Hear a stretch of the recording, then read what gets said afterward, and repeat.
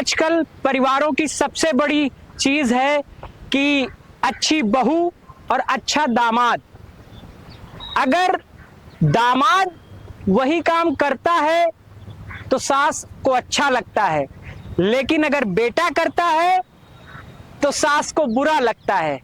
तो आज मैं एक ऐसे मुद्दे और ऐसे चिंतन की बात करना चाहता हूं कि जिस दौर में एक लड़का और एक लड़की पर परिवार टिके हुए हैं, आज इस पर समाज और परिवार के चिंतन की जरूरत है कि क्या सही मायने में जो वैवाहिक जीवन खुशहाल नहीं है।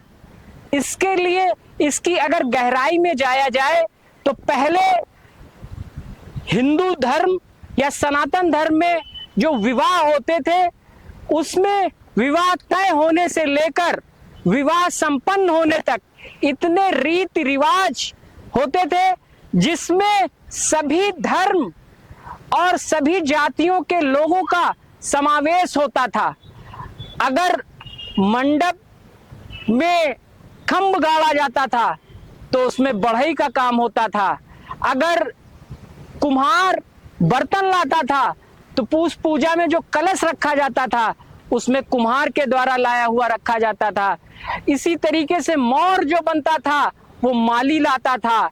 और समाज की जो व्यवस्थाएं हैं उनको एक दूसरे को जोड़ने का काम पहले विवाह में होता था।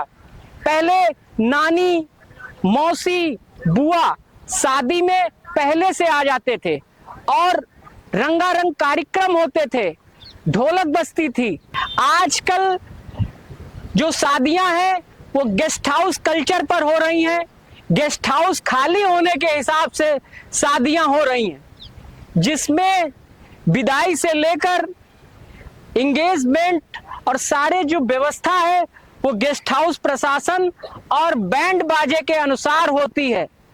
और नाते रिश्तेदार बैंड के हिसाब से आते हैं और आने वाली बहू से कल्पना करते हैं कि वो फूफा, मौसा, चाचा, मित्रों और पारिवारिक मित्रों को वो थोड़े से समय में जान जाए और उससे वैसी ही कल्पना करते हैं कि जो 5 दशक पहले बहुओं से की जाती थी। आज के शहरी कल्चर और जो आधुनिकीकरण शादियों में प्रेम और संबंध में लगाव कम हुआ है और आधुनिकता बढ़ी है। शादी के तौर तरीके में बहुत व्यय होता है, लेकिन संबंधों को कैसे मधुर बनाया जाए इस पर चाहे लड़का पक्ष हो चाहे लड़की पक्ष हो, इस पर वो चिंतन नहीं कर रहे हैं। इसके लिए आज हम सब लोगों को इस पर भी सामाजिक संगठनों को, सामाजिक लोगों को, सामाजिक चिंतकों को, पत्रकारों को इस तरफ भी समाज को दिशा दिखानी होगी।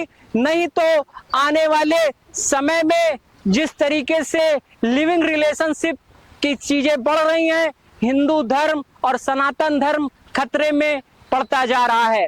आज हम युवाओं को विवाह के मायने और जोक और चुटकुलों ने पति पत्नी के रिश्ते को कलंकित कर दिया है, और जबकि पति पत्नी का रिश्ता प्रेम का रिश्ता होता था और बड़ा अमर रिश्ता होता था।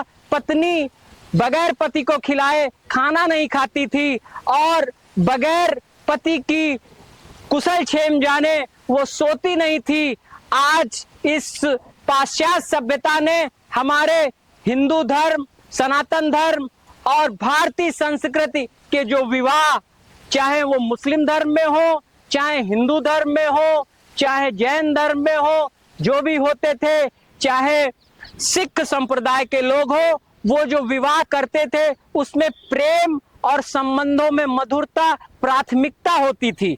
आज संबंधों में प्रेम और सारी चीजें हैं, सारे दिखावे हैं, लेकिन प्रेम और परिचय और एक दूसरे के प्रति समर्पण कम होता जा रहा है। इस पर भी हम लोगों को चिंतन करने की जरूरत है।